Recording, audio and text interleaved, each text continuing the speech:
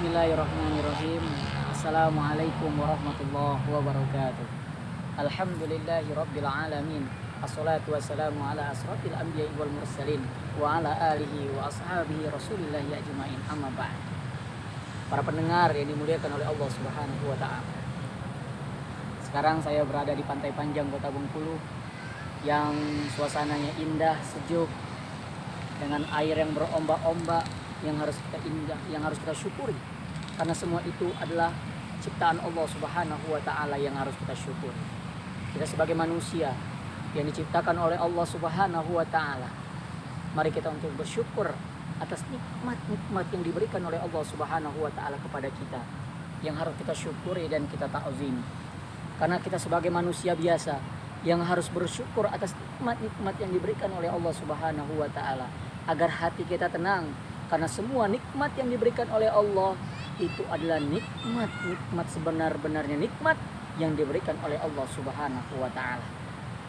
Karena Allah Subhanahu wa ta'ala jelaskan sendiri dalam Al-Qur'an, la in syakartum la azidannakum wa la in kafartum inna adzabi lasyadid. Barang siapa yang mensyukuri atas nikmatku, kata Allah, akan kutambah nikmatku. Dan barang siapa yang mengkufuri atas nikmatku, kata Allah, lihat azabku sangatlah pedih. Karena barang siapa manusia yang bersyukur, Allah akan berikan nikmatnya lagi. Atau sebaliknya, barang siapa yang mengkufuri nikmat Allah, Allah akan memberi balasan. Karena itulah, mari kita untuk bersyukur atas nikmat yang Allah berikan. Jangan sombong hidup di dunia, semua akan kembali kepada Allah Subhanahu wa ta'ala. Karena syukuri apa yang diberikan oleh Allah Subhanahu wa ta'ala. Sebagai manusia, mari kita untuk selalu bersyukur. Karena semua itu adalah sebuah nikmat yang Allah berikan kepada kita. Karena apa yang diberikan oleh Allah itu akan kembali kepada Allah Subhanahu wa ta'ala. Maka hiduplah, contohnya hiduplah seperti tukang parkir. Walaupun mobil banyak, motor banyak, merek bagus-bagus, tukang parkir nggak sombong, tukang parkir nggak sedih. Walaupun mobil banyak, motor banyak, merek bagus-bagus, tapi tukang parkir nggak sombong. Karena kenapa? Tukang parkir tidak merasa memiliki, tetapi merasa dititipi. Sama seperti kita. Apa yang diberikan oleh Allah itu adalah titipan yang harus kita jaga, titipan yang harus kita rawat. Contohnya, Pantai Panjang, alam ini, itu titipan bagi kita yang harus kita jaga.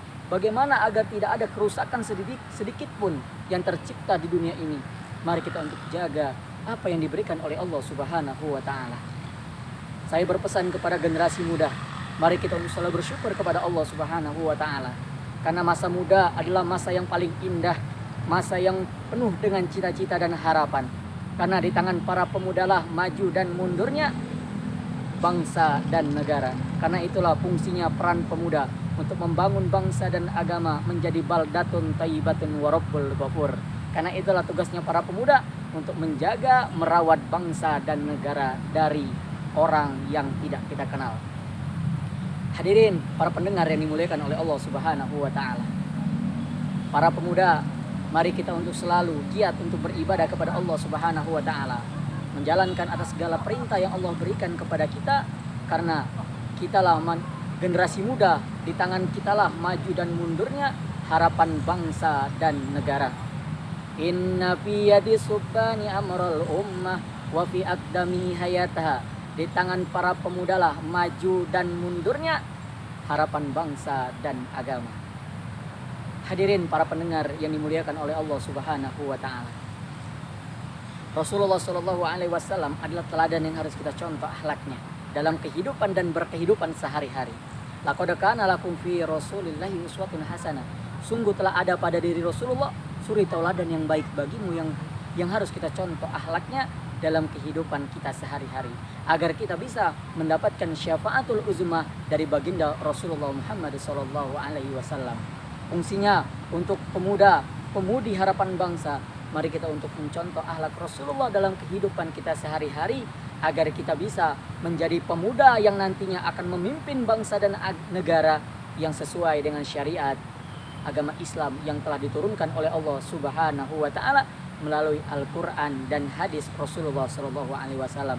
Intinya selalu bersyukur atas nikmat yang Allah berikan. Karena kenikmatan semua itu yang harus kita syukuri, yang harus kita takzimi. Karena semua itu adalah kenikmatan dari Allah Subhanahu wa taala. Maka hidup di dunia jangan sombong, semua akan kembali kepada Allah Subhanahu wa taala.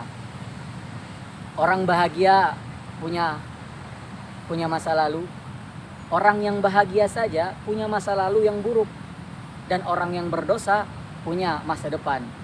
Maka jangan lupa bahagia. Bahagia diciptakan bukan dicari, tetapi bagaimana kita bahagia. Dekatin yang memberi kebahagiaan. Siapa?